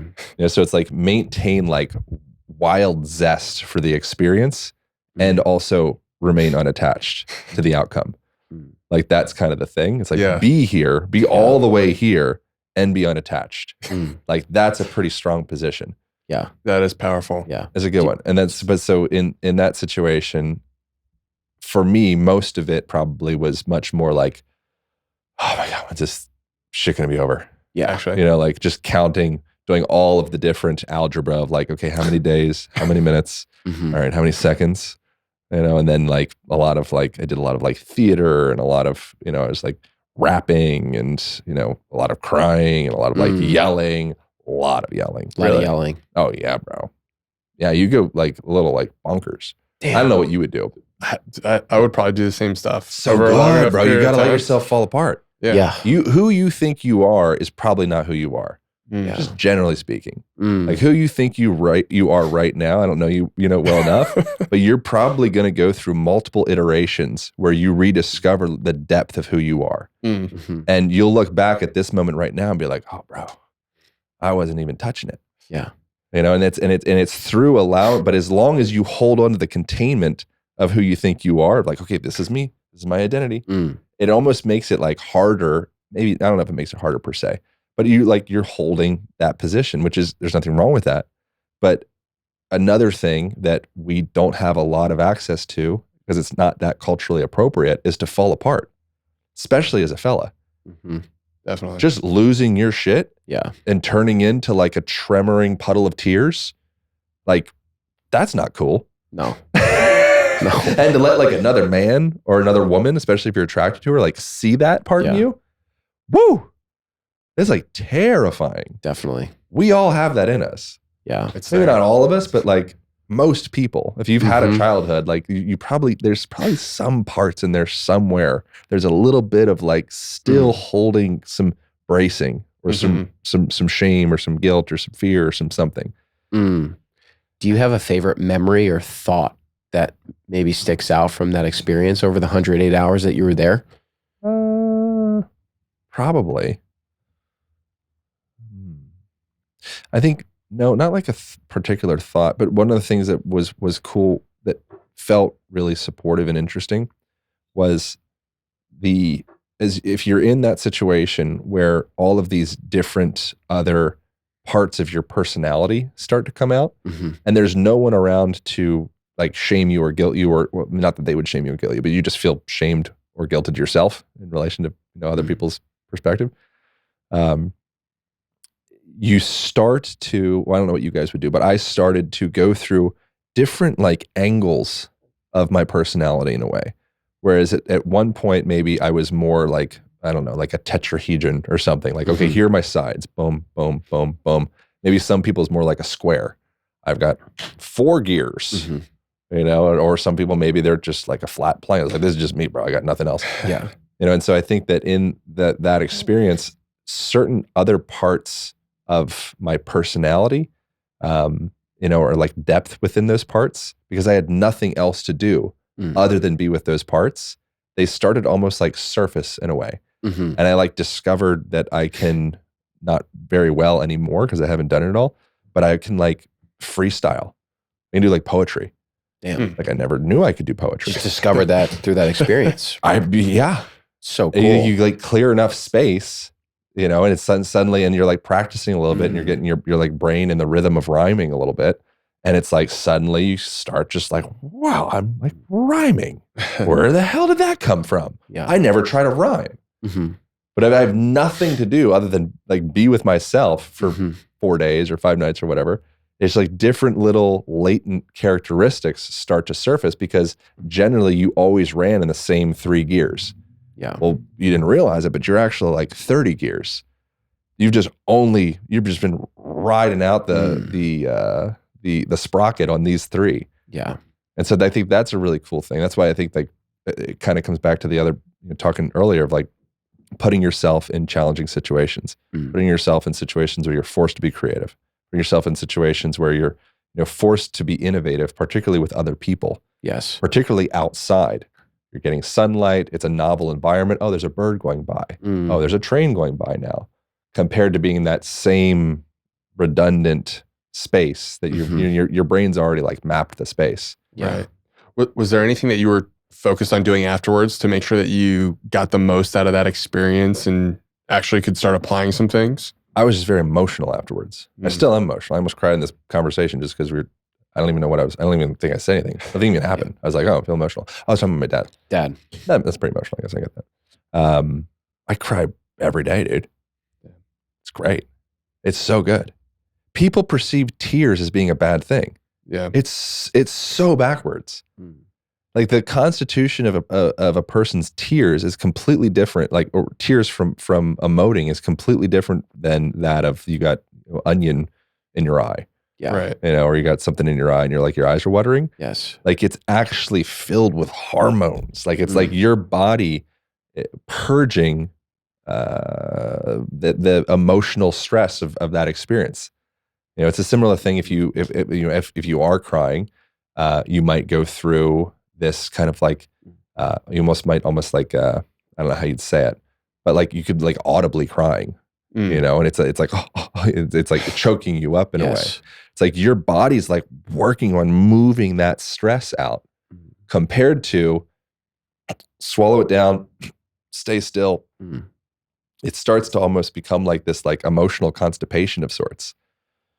And so that was something that was interesting. I became like unemotionally constipated. And that's something that before that, I wouldn't even said that. I would have, if I'm listening to this conversation from 10 years ago, I'd probably be like, I think this guy's full of shit. Because I'm like generally pretty like very skeptical. Yeah. But so going through all of that stuff and feeling like, oh man, like something shifted in that experience. Plus the breakup stuff was a really big one for me. That was like heart cracker in a really great way, like an amazing way. And then going through therapy. So weekly therapy, it's somatically based. So it's a lot of like going in and feeling those uncomfortable sensations in my mind, but instead of it just being like a mental thing, going in and the therapist guiding me into, okay, where do you feel that in your body? Is there any like messages or anything else that comes up from that? Is there any sensation or colors or just like embodying that emotional experience as opposed to just being stuck up in the head? And then in that, things starting to unravel more. And then suddenly it's like in that experience, it opens a person up to deeper connection with the world because there's like less armoring, less protection. Yeah. It's really good. It's awesome. It's funny too, because I feel like so many people probably, and I understand this too, because I probably did this myself with you, associate you with physical alignment, but it sounds like there's so much mental and spiritual alignment that you're pursuing right now as well. Yeah, I mean, you guys have probably heard of The Body Keeps a Score. It's a very famous book, Bessel van der Kolk. Oh yeah. Like that's like a big part of that is all about like your body is tracking. It's always picking up information. And so when you are, if you go through something that's really challenging, if you look at an animal in nature, say there's an animal that's being attacked by like a lion or something, and they make it out of the grasp from the lion, and then what they're going to do is they're not going to like be stoic about that. They're not going to be like, okay, like suck it up, like nothing happened. Yeah, the animal is going to find a shady place and go through this like tremorous, convulsive release of the stress from the body, and like shake it off of their body. Like you can see that with athletes as well. It's kind of just like shake it out. If you ever like slipped down some stairs or something? Oh yeah. Right. It can be like micro traumatic. You're like, oh fuck, like, oh my God. But the first thing that you do isn't going to be like some kind of stress shakeout, get that sensation out of my body. The first thing you're going to do is like absolutely nothing happened and like right back into order. And so those little micro stresses or micro quote unquote traumas, they can start to add up in a way. It's almost like a little, it's like a stress scoreboard in the body. Mm. And there's certain things that a person can do to start to relieve that stress. And a big part of it would just be like really simple stuff. Just like, go for a walk outside, allow your eyes to horizontally scan the horizon, look up. It's supportive for creativity. It's supportive to tell your nervous system that you're making progress. Whereas if you're stressed, you're freaking out, and your solution is, all right, I'm going to sit on the couch. I'm going to eat. I'm going to look at my phone. Like that, physiologically, that's telling your body that you're freezing. Like you're just collapsing into that position. Yeah. EMDR therapy, originally the woman that founded it, she founded it based off of, wow, something happens in my nervous system when I'm walking forward, scanning the horizon. And that's tied back into it's sending this deeper signal into your autonomic nervous system. That's like, oh, cool. All right. The body is getting out of this stress. So the body doesn't know the difference between it's a lion, it's actually an attack, or it was just I don't know, my girlfriend broke up with me, or I owe more money in taxes or something. Yeah. It's all just lion attack for the body. And the way that you get out of that situation, generally, your body is literally preparing you to move. If you go through stress, all of that whole cocktail of hormones that you're getting juiced up with, it is preparing you to move. That's what it's doing. You move real good under stress. Like stress is amazing. It's chronic stress that becomes problematic. And if you move yourself through stress, you circulate all of those hormones. But if you stay stuck, then it can kind of come into a place where it just kind of builds up. What are the boundaries between kind of these acute stressors and then chronic stress? Like, how do you kind of decompartmentalize those two? Well, acute stressors in the aggregates can start to develop into what would be chronic stress. So I mean, like an analogy would be, and maybe just a literal example would be the difference between like acute pain and chronic pain. Pain could just be stress. Also this is probably a little contentious. This whole world of like the biopsychosocial model of pain, or anything in the realm of like psychosomatic relationship stuff, I think it's so rich and so untapped, but it's harder to hold in your hands. And so a lot of people kind of like glaze their eyes over the idea. It's like, okay, just give me the surgery, bro. If I don't see a saw fucking going into my spine, it's not working. Yeah. Right. Like, that's science, man. Like that's legit. I can feel it. I can see it. But the idea of maybe your thoughts are influencing the tonicity of your connective tissue and around the blood vessels around your back or your spine. Like that's a little bit more like, oh, I don't know if I can trust that. Yeah. But if you are afraid in a moment, like how does fear show up in the body? Like what are examples of what happens when you're afraid? Your eyes go up, or like your facial expression changes. Sure. Yeah. Pupils dilate. You might maybe like your master muscles might clench. Your hands might clench a little bit. Maybe your shoulders are going to elevate a little bit. You're going to shunt blood out of your viscera into your whatever, your appendicular, your legs and your arms, your periphery is where I was looking for. Your breathing pattern will change. You'll come up more into like a chest breathing pattern. You might start mouth breathing if you're really stressed, and you're ready to go. You're ready to rock it. Like you are ready to fire. Yeah. Like that's what you're doing right there. Yeah. And so within that, I actually don't know where I was going. I got so excited about describing what happens when you get stressed. But within that, if you allow the body to fire, it's cool. Yeah. Like you let it off. Okay. But in this world, chronic stress. Yeah. In this world, how often do you get that situation? Maybe not you, but a person get that situation. Body's teed up to go. We're ready to fight. We're ready to run to the door. Ready to just like, get out of here. Most people are not going to do that when they get stressed out. Right. Most people are going to just keep sitting down, looking at their screen, freaking out about how they're going to pay their rent. Right. It's like, I gotta get deeper in the screen. Netflix, pizza, phone. Yeah. Something like that. Yeah. Yeah. And so I think that can start to it can start to be like a adrenal tax there, where instead of allowing the engine to actually kind of like circulate the fuel, kind of blow it out a little bit, we just keep on prepping to go, setting yourself up with all the hormones and all the things to get you go, and then you just sit there and kind of stew in your own stress hormones. Interesting. So do you still get stressed, or do you do it I'm stressed all the time. But are you someone that notices when those things, like pattern recognition, noticing when you're getting stressed, you know the things to do to get yourself out of that? My biggest Achilles heel has been emotional stress, particular with women. Like that's the thing that's been the most challenging for me, because it taps into like old primary caregiver relationship stuff. Got it. So that gets in, I think like emotional intimacy with a woman, I think is one of the gnarliest adventures for me, probably most men. Yeah. And most women with a guy or whatever, whatever your sexual orientation is. Yeah. But just like deep emotional romantic intimacy with a partner, that's like so deep. Yeah. And suddenly, if you're with that partner for long enough, then they essentially will start to take on, in a way, from your perception, in a way, like the relationship or the role or like the echo of your primary caregivers. And so you can start to work out this old stuff that you have as a baby, or maybe even like as like a pre-baby, like when you were in your mother's womb, because you're getting fed as you're in the womb, you are taking on all of the exact orientation of the hormones and like the cocktail of all the chemicals that's going through your mom's experience. If she's really stressed out, does she have maybe some kind of eating disorder?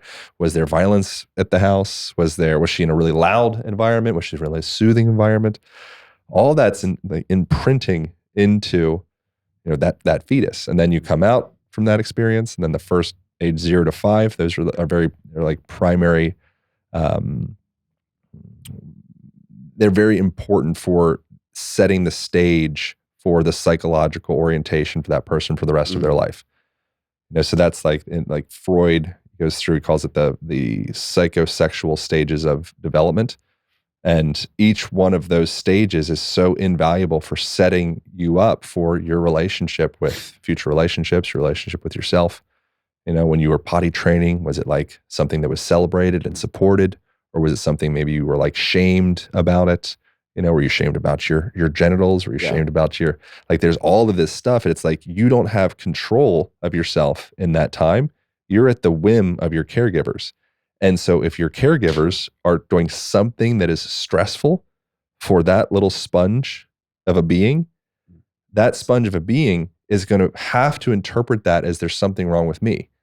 Because if there's something wrong with you as my caregiver, that's incredibly dangerous, right? Because if you're effed up, right, I'm at the whim of you. You can't be effed up. I need to take it on as a little guy or girl, and so you're just baking in that. Got it. And then you grow it a little bit older, and you go into kindergarten and grade school, and maybe you were ashamed about your weight, or you were ashamed about your haircut, or you didn't have enough money. That's just, it's just layers. And then you get to be an, quote unquote adult, and you just have years of baggage. And now it's a process of like, okay, now we can sort through it. And the sooner a person, I think, like fails, fail fast. Yes. In an emotional relationship or any of that, the sooner you be like, oh, that thing, aha, that made me be really jealous, or that made me be really codependent, or that made me really arrogant or prideful, or anything, or angry. I have anger issues. Oh, I have alcohol dependence. Oh, I can't be with my feelings, so I end up seeking out something to temporarily reduce them, because it's just too much. I'm too sensitive. So I think the sooner that we can go into get the heck into your dark night of the soul, get there. and then it's like, okay, cool. I think it opens up an opportunity for a person to start to go in and like reorganize their shelves. Do you feel like you always, or I said you, but do you feel like it's helpful to do that with somebody else in terms of, a psychiatrist, or just like someone who can help you navigate reorganizing some of those? Yeah. I mean, I wouldn't recommend psychiatrist psychiatrists for the most part because this is out of my like depth for sure. Mm-hmm. Like this is the stuff I like talking about. The things that I have more depth with really is more like mere physicality, Right. Yeah. you know, like exercise related stuff and you know how to get the connective tissue to be more hydrated and things like that. But yeah, I in my experience, I find it to be invaluable to be seen going through your process from another person and have another person guide you. Mm-hmm. Because if you could guide yourself, you would have already done it. Yeah. Probably. Yeah. You know, Totally. so seeing someone, I think is, if you can find a good practitioner, I personally have found a lot of value in more somatically focused therapy practices. So like Hakomi would be an example of that, or somatic experiencing would be an example of that. EMDR, like I mentioned, would be another example of that. But it really comes back to like the how good is the therapist? Like there's not like one method, like, that's the one. I think it's like, it's the same thing. Like, I don't care how much somebody knows. It's like, how do they make me feel? Yeah. Right. You know, like you don't necessarily, another thing that I think Watts said is like, you don't necessarily need therapy as much as you need to be around therapeutic people. Right. You know, so I don't think it needs to be exclusively that, but there's something really valuable about, okay, I pay you money and now we just work with me. Right. Compared to there's this law of reciprocity. If you're out with the bros, Yep. it can feel really good, but you're probably not going to completely unravel with the bros while you're like at the bar. Yeah. Yeah. Right. But Yeah. if it's like you and therapist and it's all about you, I've paid you. Yep. Yes. Right. So it's all about me. Like that is the reciprocity. I've paid you. Yeah. So now let's just go in. Right. There's something really meaningful about that. And if you're courageous enough to unravel, it's one of the most beautiful things a person can do. The same thing goes with, you know, someone who comes to you for physical help, right? Like, you know, they're coming to you because they probably know what to do, but they just haven't figured out how to like put it all together. They need help organizing it. So Yeah, see their blind spots. yeah. Yeah, that's the thing. It's like or you can even just take videos of yourself. Like that's a really valuable thing. You ever take a video of yourself working out or doing anything and Yes. you like thought you were amazing and you're like, oh So- my God. Like I look So like uncomfortable. shit. So Yeah. bad. Yeah. Yeah, you can coach yourself with that, but having that reflection is very valuable. You know, and if you can find someone that is 10 years down the road, 20 years down the road, 1 year down the road, just down the road from you, they're able to look at you immediately and say, these 3 things, change that. Yeah. And it's like, whoa, compared to that took that person 20 years to figure out of mistakes and mentors and books and podcasts, 20 years. Yeah. You're where they were in the beginning. They could jump you forward 20 years. Yeah. I mean, not literally 20 years, but like at least the information, like suddenly like they can re-guide your ship. So I think like I was always resistant to spending money on like coaches and mentors and stuff like that. Even though I'd hear, if I was listening to podcasts, I'd be like, oh, get a coach, get a mentor. I was kind of resistant. I was like, I can just figure it out, you know, or I'll like Right. Google search it or ask my buddies or whatever. Now I'm in a place where I've got like a lot of coaches, like a lot of mentors and a lot of like therapists that I pay. And I feel like it's really very supportive. Like, I don't wish I could go back and do that sooner. I mean, it's totally fine. But if I could go back, that would probably be something I would do. I'd get my heart broken and then I'd get a therapist. Yeah. And I would like go in. Yeah. Yeah. And when we're young, it's like we're taught to have coaches and mentors and all these different types of things. And so why would that change after you graduate college? It's like we just Right. become adults and then we just are like, What is no, an I'm not- adult? We figured I it don't out. even know. I'm still trying We're to just a figure bunch that out. of kids in adult costumes. It's like, I like that. I like that idea. Yeah. You know, like that's like if you go most cultures, they have, well, not most cultures. If you go like a lot of more hunter gatherer kind of like ancestral type locations, rite of passage is like a standard part of coming into manhood. Yeah. You know, there's something about that, like a part of a rite of passage. Essentially, it's like you're undergoing some ceremony or some process that was so intense that it almost puts you to the point of like, I don't know if I'm going to make it. Yeah. You know, and that's like, if you go through that experience, on the other side of that, it's like the hero's journey that Joseph Campbell, You know, it's like at first there's like the call to action, and then you kind of resist the call, and then eventually you go. Yeah. And then you might die, in which case, who knows what happens after that. But if you survive, it means you probably like made it through. And then that's like a point of maturity. And then you can return back to wherever you came from, and you have like this new wisdom and lessons and whatnot. But it's because you did that hard thing, and you probably, maybe thought you were going to die or along doing that. And in that experience, it's like die before you die kind of thing. Like if you can die before you die, you're stoked. Yeah. Like that's the move. Yeah. If you can die before you die, figure that out somehow, then you can start to release, at least temporarily, who knows, maybe you might want a few more rites of passage as you go. I think they'll inevitably happen whether you like it or not. But if you can have that, it just lets go of a lot of like the clinging stress. And so if you go through some situation turning 18 or 16 or, whatever coming of age thing, and you do that hard thing and the whole tribe, they're around you and they like validate you and they're like, okay, like this is it. You did the hard thing. Like we respect you. Yes. Now you can get a wife. Now you can get kids. Like, whew, like that transition, we don't have anything like that. No. And so I think that's why, like when I was in between the age of like 18 to 22, I would have friends just dying, like from high school, not my like new life in Hawaii. That was, because I didn't have like high school friends there. Yeah. But I'd find out every 6 months or something like that. Oh, Ricky Hake died. He's actually like an actual friend that died. Oh, like whoever died. It's like, oh, overdose. Oh, drinking and driving. Oh, all of these different things where it's like, I think that boy is seeking to push his edges because he doesn't know if he's a man. That's why I was doing it. Well, definitely. Cool. I'll drink 25 beers. Yeah. It's like, what are you trying to do there? It's like, I want to show you that I'm strong. Right. And I'm just ignorant. Yeah. But what I think there's this carnal desire to be like, no, I want to show you that I'm strong. I'm going to beer bong all of the 40s. Yeah. I'm going to smoke all the weed, or I'm going to eat all the oxycodone or cotton or whatever. Yep. And it's like, wow, like fucking, strong. Yep.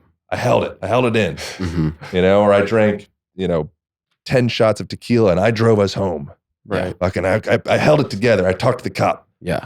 It's like, bro, you're confused. Yeah. And you're seeking something deeper and you're in a toxic world. Damn. You got to wake up. Yeah. Are you serious when you say you haven't said you've got to wake up before in a podcast? No, it's just, I don't know why it's we relevant right might now. have to get that wake like a up. tracker. You gotta wake up. It's a wake up. That'll be the podcast. title of it. Yeah. What do you think we can do in the modern world in terms of a rite of passage? Does it have to be something that was more ancestrally consistent with rites of passage? There's one thing that I'm like in process of scheduling for called they call it like a spirit quest or something, where you go out with this group and you, I think it's like a week-long thing, I believe, maybe 10-day thing.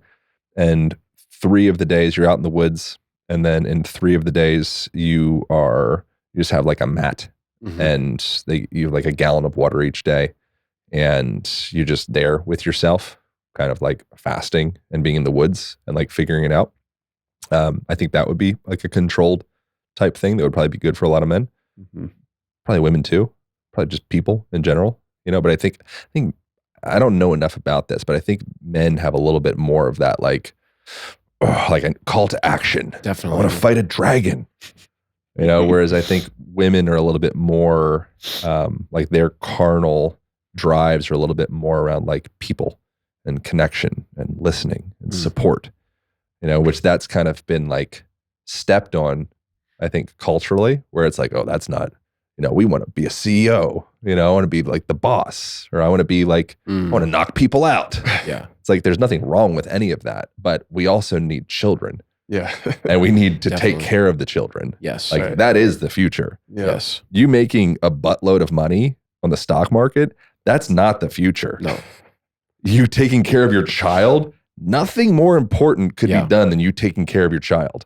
Raising them to be responsible members of society. Yeah, bro. It's the ultimate job. Like, how could that possibly not be like raised up to the highest pedestal 100%. of like respect? It's the most important thing that's the most important role in society, period.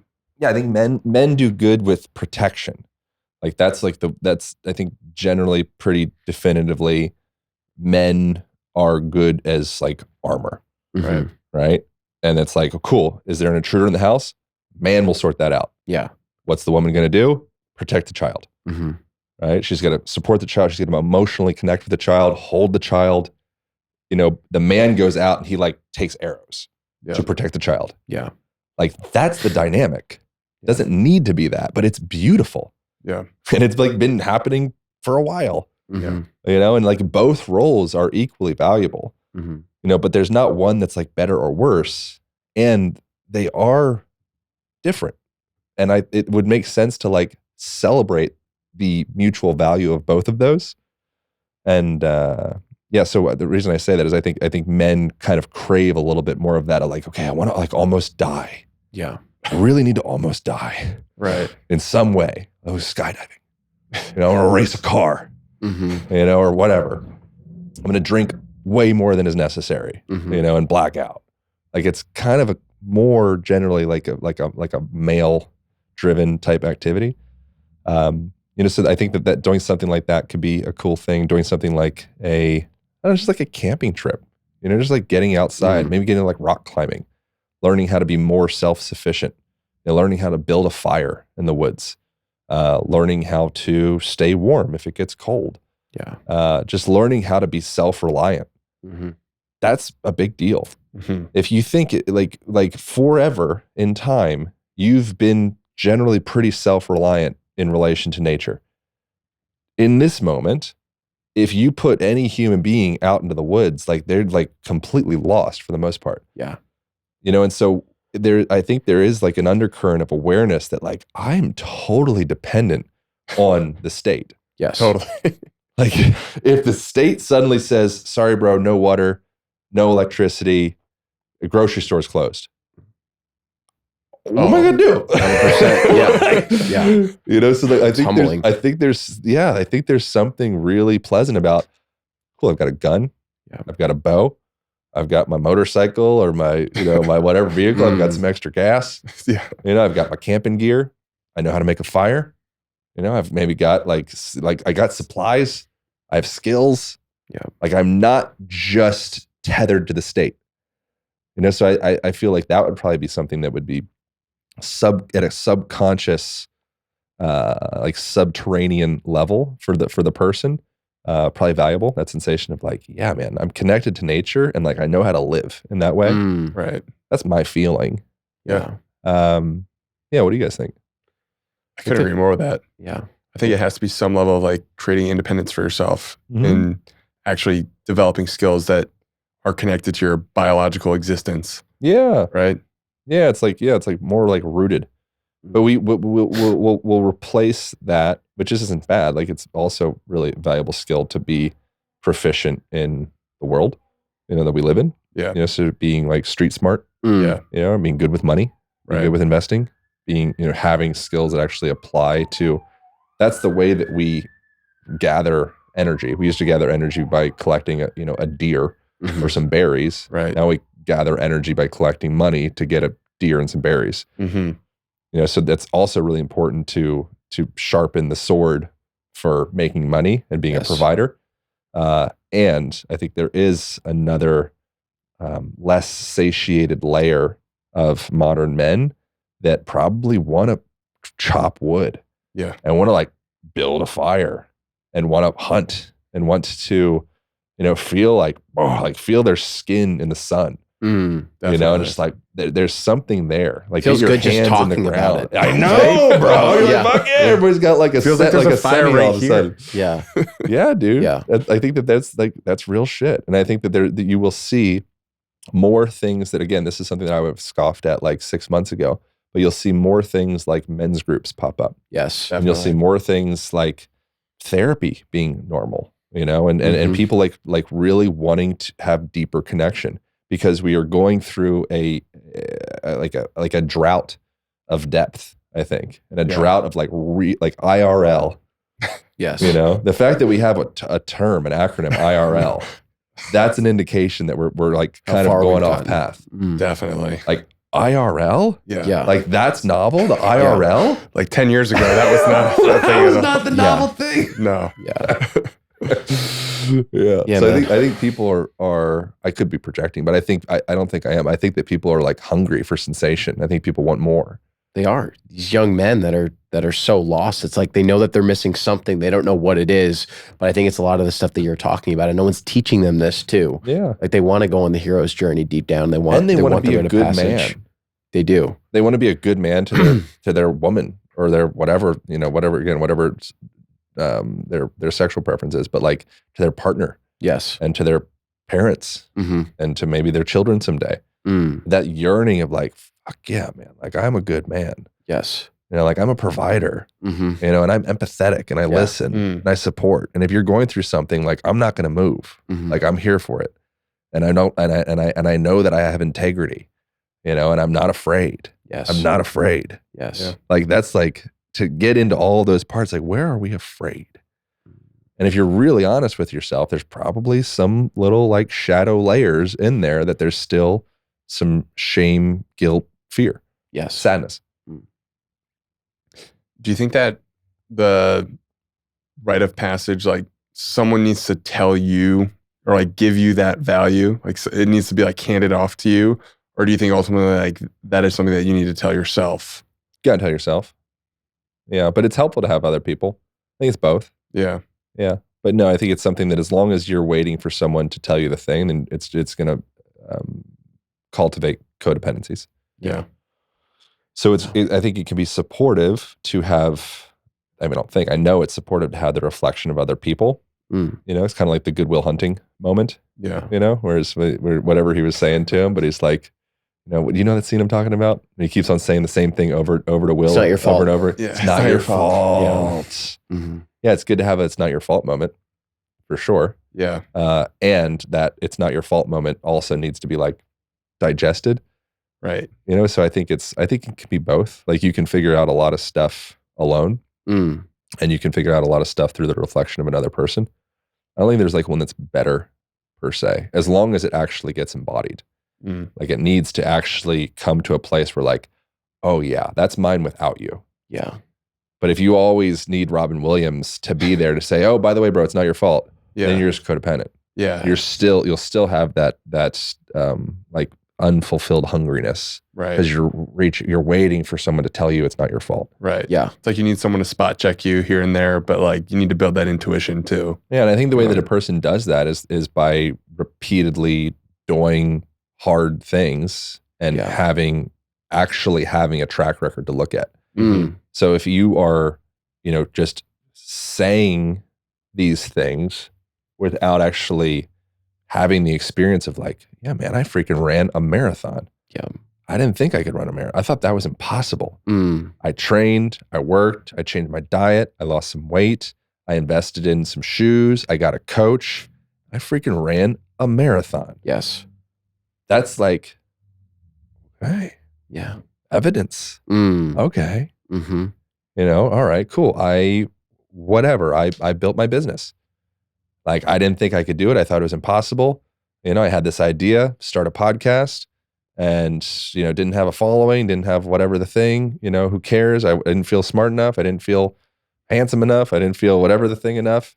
And now I have this podcast and I'm like feeding myself and able to support my family and able to pay my rent because of this idea. Boom, like it's like respect, like self-respect. Totally. So you got to do the thing Yeah. in order to actually build that up. Like you need evidence. And so like that could be a thing. You might feel unfulfilled and insecure because you've never actually taken any chances and done anything. Yeah. How else could you possibly feel? You have no evidence that you're capable. Right. So I think that's like, there's that. And then there's also like, just like being with yourself and loving yourself and coming into a place of acceptance, regardless of the things that you do or things that you accomplish, also valuable. Mhm. Like both are, they're both on the 100%. table. 100%. Yeah. But you need to also do stuff. Yeah. Yeah. That's where like the spiritual kind of world can get a little wanky.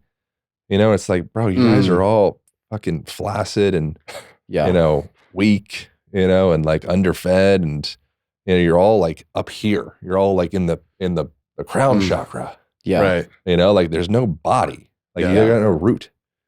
You know, like I want like, let's see you like swing a kettlebell. Yeah. You know, let's see you build something. Yeah. Right. Right. Like let's see you be in a healthy relationship. Yeah. Definitely. You know, and like go through hard stuff and be able to repair that and like work through it. Yeah. Let's see you invest in whatever you need, therapy, coaches, mentors. Mhm. It's like see you fucking build something. Yes. I'm so glad you said that. We talk about that all the time. Mm-hmm.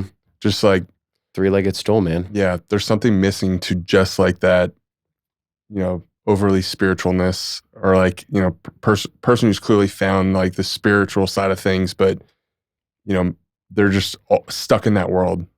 Yeah. Yeah. Sometimes it can be some type of like compensation. Spiritual, you know, like the term spiritual bypassing, it's like, it's insidious and can be kind of sneaky because they're like jumping to the representation of what would be if you did all the steps without doing the steps. Yep.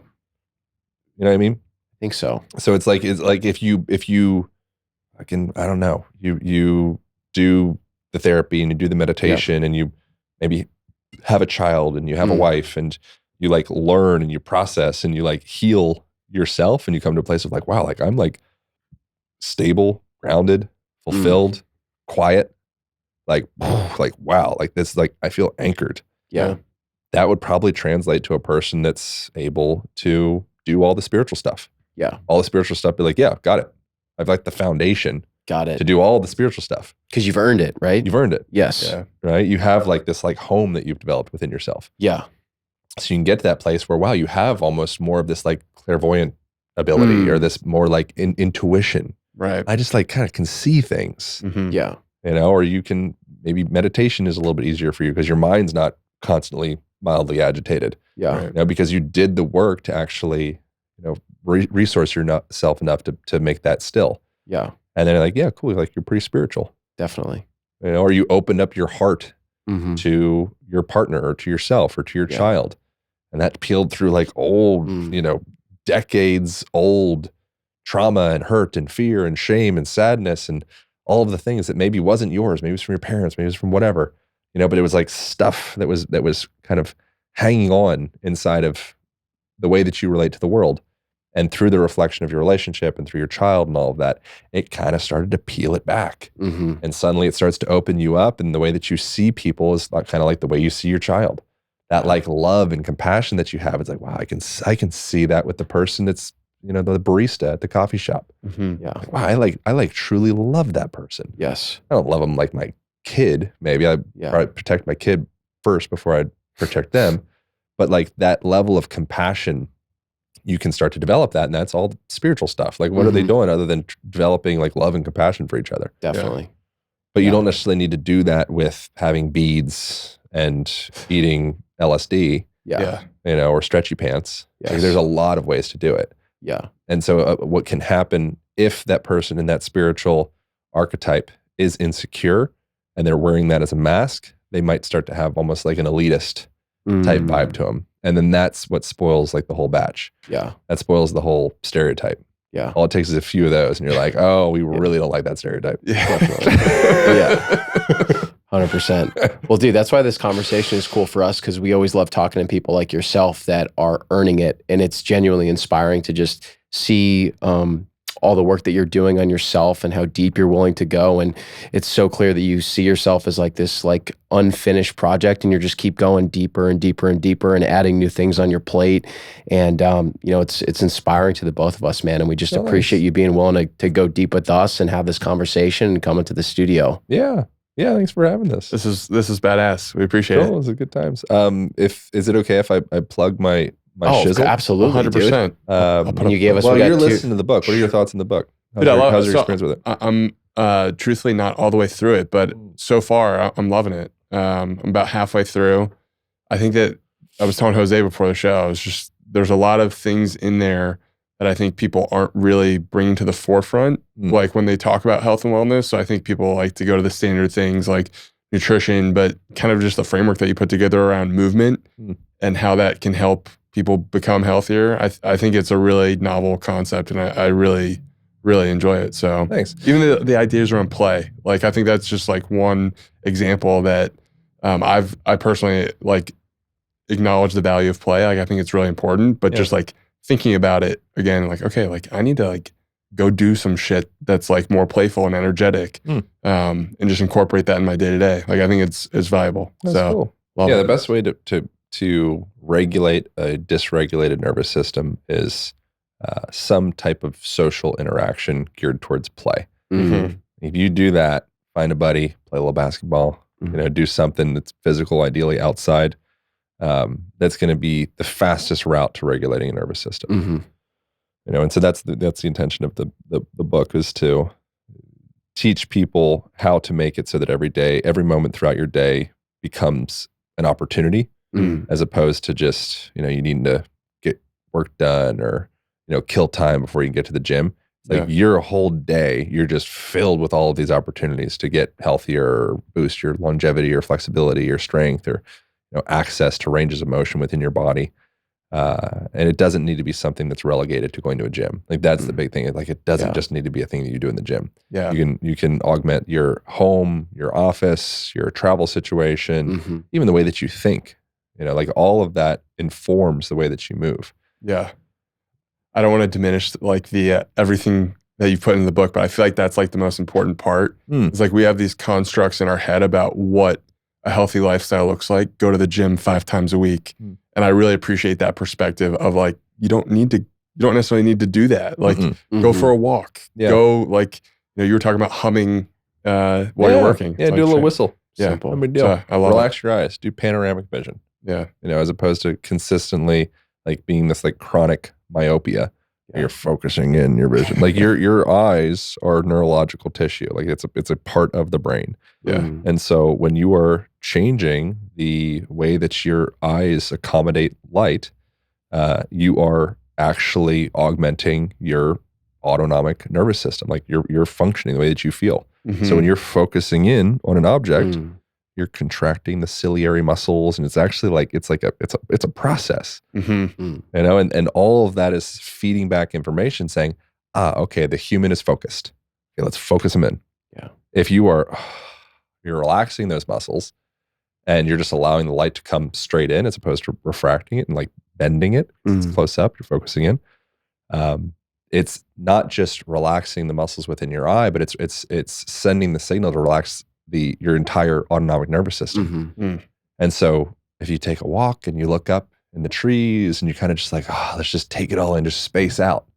That's a beautiful way for you to actually downregulate and calm your nervous system. If you want to get focused, maybe you could do like some Wim Hof, type breathing, huff and puff, maybe go mouth breathing, maybe focus in on a single point. It'll get you agitated. Yeah. Also fine. Yeah. But understanding that these are all physiological toggles that we can pull on at our whim, if we understand how to operate them, that's like that was the main function of writing the Align Method book. Got it. We also have a online program that launches, it'll relaunch in March. I don't know if it's come out, but if people want to check that, it's a 6-week thing that goes through all the steps in the book. Sweet. That's alignpodcast.com/AMP. There's a waiting list for it right now, but Beautiful. people can get on there, and then it'll be open early March. Nice. We'll plug all that in the show notes too. Cool, thanks. Dude, we appreciate you dropping off 2 of those copies. I can't wait to dig Yeah, into of it. course. Yeah, of course. I'm going to drop out 1 copy. I apologize. We'll read to each other. Yeah, nice. Fight over it. Yeah, I love that. that. I would actually be sick. I'm about that. Let's do it. Awesome, man. Well, thank you so much, Aaron. This is so awesome. Yeah, of course. Good Appreciate times. you, brother. Appreciate you. Thanks, Aaron. Thanks, man.